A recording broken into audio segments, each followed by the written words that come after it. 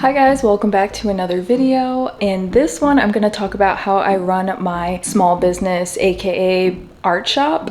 I hate the word business actually. I'm an artist and I happen to sell my art on things, on products. And so I have a hard time with the business aspect of it. That's why I feel really weird calling what I do a small business, even though it is. But anyway, in this video, I want to talk about how I personally run my shop. It's called Bree's Tiny Print Shop and I sell zines, stickers, t-shirts, tote bags, keychains. I sell a lot of stuff in there. This video was asked to be made by my patrons over in my zine club. So I asked them in a poll what they would like to see me make a video on, and I got an overwhelming response for how I run my small business shop. See, I can't even say the word business. Business side of things is so confusing to me. I'm still learning all the time. I actually have only been doing this for a year and a half, so what I do now may change in a couple of months, but I'm gonna show you a little bit of what I do, some insight about how I keep my shop organized, and some small shop essentials that will be well worth the money to get these things to help streamline your work process or your workload. Just a disclaimer though, this is not a tutorial. I'm not giving these tips or insights and saying, if you do these things, you will have a successful art shop. That's not what I'm saying at all. Just sharing my process, giving you a little insight about me. Other than that, it's just a vibe. We're just vibing. I'm just showing you how I run my little shop. I didn't want to say business there, but my little business. Anyway, that's all I wanted to say. Let's get into the video. Okay, so first I want to start off with some business essentials. These are things that I absolutely need for my business to run efficiently, and these are things that I would highly suggest for you if you take your art shop seriously. You know, you want to go full time, or you get a moderate to high volume of orders. This is stuff I would highly recommend you invest in. The first thing is my Mun Bun thermal printer. I think that's how you pronounce it. I switched over to a thermal printer which cost me about $200, which I know is pretty pricey, it's pretty expensive, but due to the amount of orders I get in my shop, it streamlined my process and the way that I fulfill orders so much, because before I was using these, which if you can't afford the $200 thermal printer right now, I highly recommend these. These are about $8 a pack, and you print these out on your inkjet printer or whatever printer you have at home, and it has 2 labels per page, and then you just cut the labels out by yourself.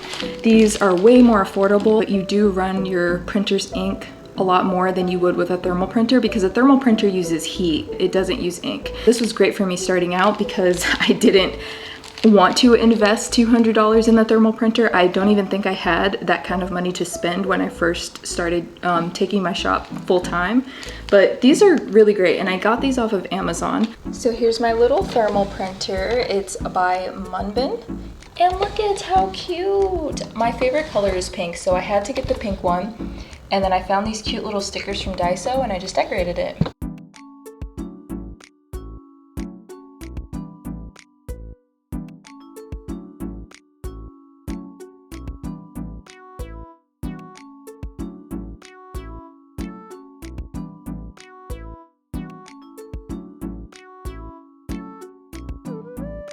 Okay, the next thing I want to recommend is my printer. I actually have 3 different printers, but to start out, I would definitely recommend the Epson EcoTank, because the Epson EcoTank uses dye instead of ink cartridges. So I found that that has lasted me way longer than ink cartridges do. Like I said, again, it's another investment, but totally worth it. I print a lot of zines and stickers on this thing, and it lasts me so, I'm amazed at how long I'm able to keep printing without changing the dye.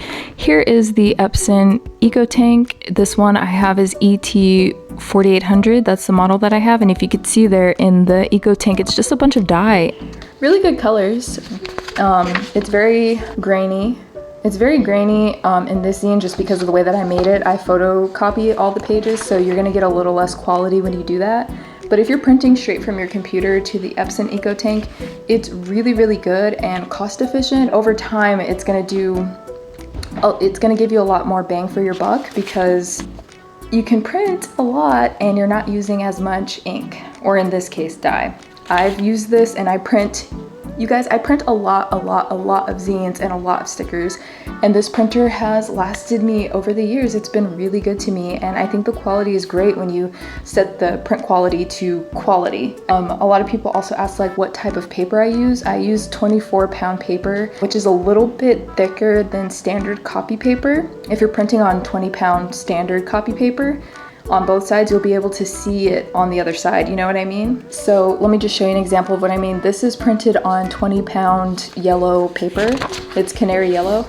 And when you open it, you could kind of see on the other side, right? You could see the cover on the other side of the zine, which is totally fine. Zines are not meant to be perfect, but if you want a really crisp image and you don't want it to bleed on the other side, I would suggest using 24-pound bright white paper. This is the one that I use, and you can't really see on the other side, and even this is white and you can't really see.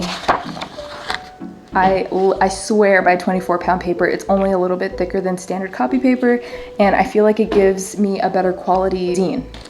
I went to go get my 24-pound paper so I could show you the brand I use.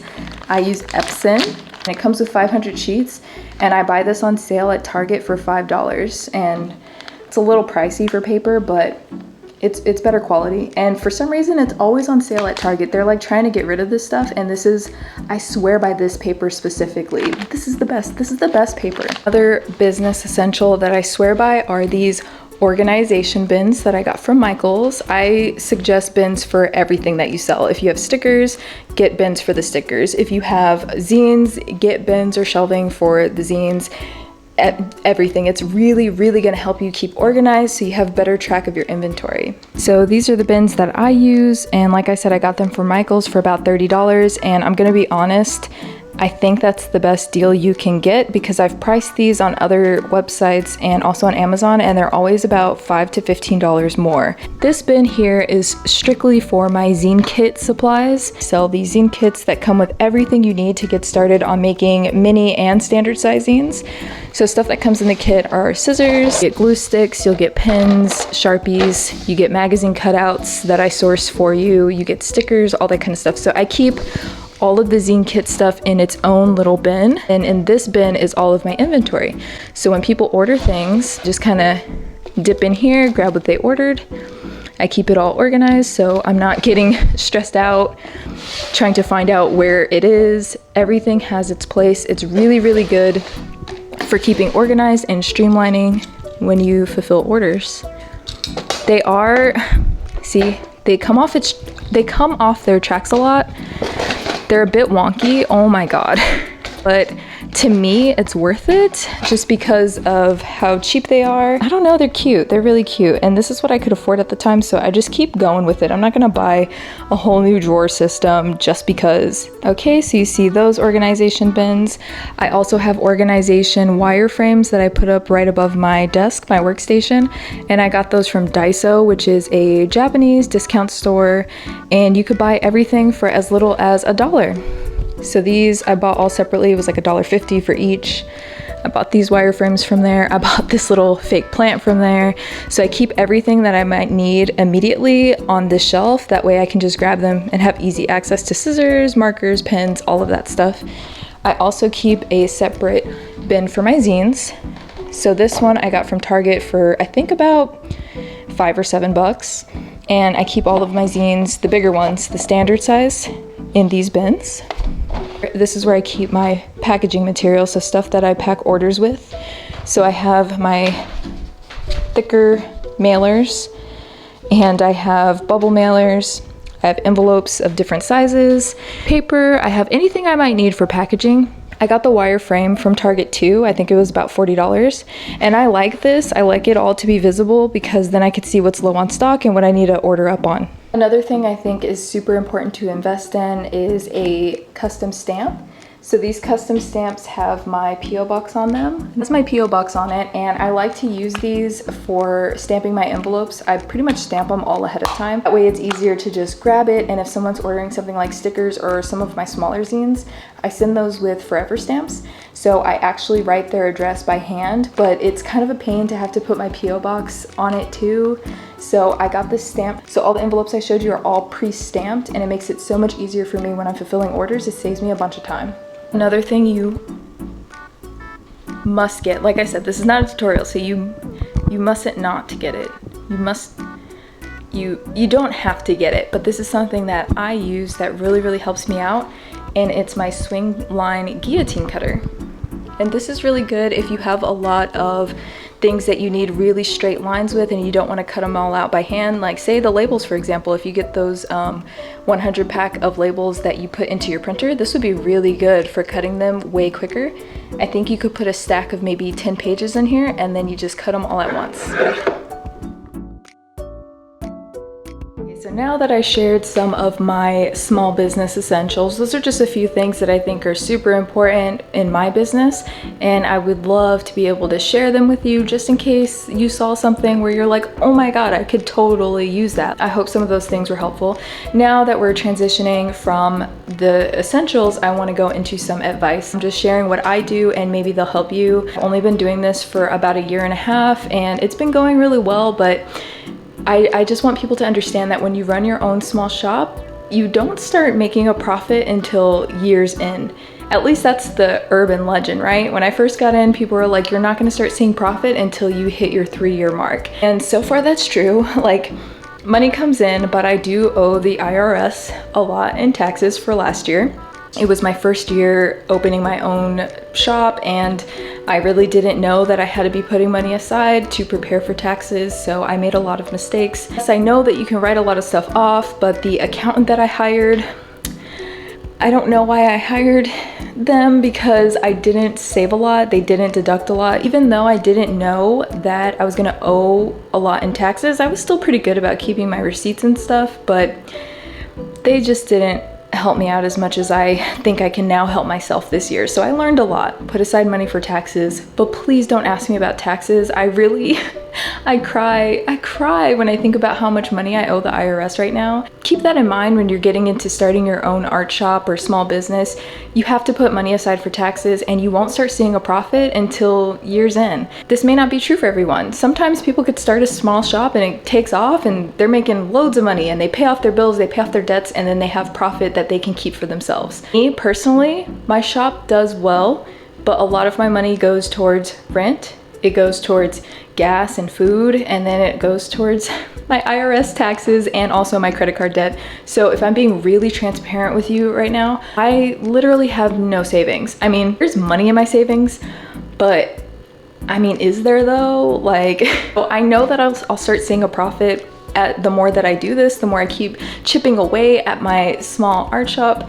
But as of right now, I'm still in my baby years. I'm very eggy, I'm very new at this. I love being able to share what I do, but things will change. There's probably stuff you saw me talking about in this video and you're like, what is this bitch talking about? Like, she's making it so much harder for herself. Maybe, I don't know, I'm still learning. There is a few things I've learned in the past year and a half that I would like to share. One of the most important things I think is to listen to your supporters, learn from your customers. If that's the biggest takeaway you can get from my personal advice, is to connect with the people that want to connect with you. So one thing I like to do is go through the reviews. I have my own online shop at breezetinyprintshop.com, but I also have an Etsy that has been open for years that I just never really used.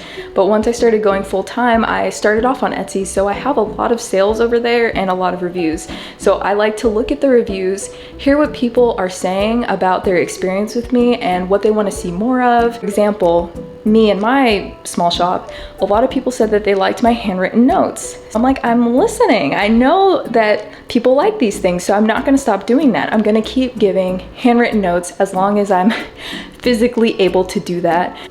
Every order gets a handwritten note. No order is getting shipped off without a note that was written to the person that ordered from my shop from me, because the people that support me said that they like that. So I want to do more of what people like. I still want to be authentic to me and what is true and feels right for me, but it's not like this one-sided thing, you know? I do appreciate the feedback and I do want to connect with the people that want to connect with me. So I listen to my supporters, and that's one thing that I would love for you to take on. Listen to the reviews, listen to the feedback, because they're telling you vital information that is gonna help set your business apart from other businesses. And I guess this goes into everything else I was saying, but have really great customer service. I have had so many retail jobs over the years, like, bro, I've had I can't even count. I probably have had over 100 jobs. Been retail worker, I've been manager, I've been key holder, I've been supervisor, crew leader, everything. I've been on all ends of the spectrum when it comes to retail work. And one thing all of those jobs had in common was giving great customer service. So if there's any takeaway I can have from those shitty jobs, was to give great customer service. So I transfer that into my own small business. I try to make sure that I help them through the process if they're confused about anything on my website. I try to make sure that they don't feel intimidated to ask me questions. I want to be very open so people don't feel afraid to ask me maybe where I'm located or the shipping is on my website. Even though everything is listed in a facts section, just get used to the fact that some people may not read that. Yes, it's annoying. It's annoying because I wish people would just read the information that's there and do a little bit of research before hitting me up to see. But also, this is my brand or whatever. This is my shop. I want people to feel comfortable asking me questions and not feel like I'm making them feel stupid or silly for emailing me about shipping prices internationally, or I don't know what my best seller is, or trying to strike up a conversation with me. Because like I said, I'm an artist, so I'm all about connecting with others. Yes, there are some questions that are just repetitive and tedious, but I try to give great customer service. I think that really will help set you apart, because a lot of people tend to get annoyed when the same question is asked over and over again. But if you really think about it, nothing's perfect, and I want people to feel like they can ask me those things. Another thing is be time efficient. I definitely believe in working smarter, not harder. And if there's anything that you can outsource for your small shop, just do it. I don't outsource my zines because I don't really like to mass produce them, because at that point it's not really a zine anymore. Zines are supposed to be released in small batches and they're all DIY. You can have someone print them for you, but I like to do them myself. I like to touch every single zine. So I don't really outsource those, but I also have like t-shirts and tote bags and keychains and stuff like that in my shop. I'll outsource that. I'll have local small businesses do my screen printing for me, and then I'll have other businesses make my keychains. That helps me save a lot of time, so I'm not stressing myself out trying to hand make everything. So there's stuff that I can do myself, but then things that it would just make sense to outsource, just do it. I mean, just what works for me personally. It saves me a lot of time, a lot of time. My camera died, so I'm transitioning to the iPhone, and hopefully the quality is the same. At least I hope that you could just hear me. But one of the last things I want to talk about is self-promotion. I know it's very hard to self-promote, and it's kind of annoying, and some people may say cringe, but I just want to say it's never cringe to follow your dreams. My dream is to become a successful independent artist. I want to be able to do this for a very long time. I want to be able to do this for a living, which I'm currently doing despite all the taxes and everything. But I don't think that's cringe. I think it's commendable. I think it's really cool when people put themselves out there and tell the world hey, this is who I am, this is what I do, and I'm trying to build blocks to get to a bigger goal, you know? So self-promote in whatever way you have to. I utilize TikTok, Instagram Reels, YouTube, Patreon, anything. Any way that helps you reach a bigger audience, I think is, really, really cool. Some people may talk shit. I get a lot of hate comments for simply being a woman of color, taking up space and being very visible. I get a lot of negative comments, and it's just something that I wouldn't say deal with, but you take the good with the bad. And is that going to stop me from trying to reach my dreams? Not at all. So I hope that you will heed my advice there and just be cringe. Be cringe, but be free. That's it for now. That's all I wanted to share. I hope it was entertaining. I hope it was helpful. And that's pretty much it. I'll see you guys next time.